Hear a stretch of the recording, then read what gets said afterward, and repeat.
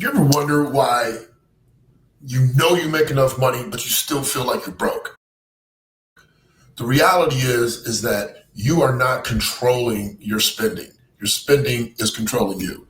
There's only two positions that you can be in when it comes to finances. You're either in the red, which means that you are bleeding, losing money, or you're in the black, which means you're stacking cash and you're building a wealthy financial future.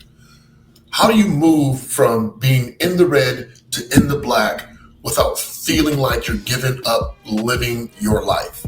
This is how you do it. You pay yourself first.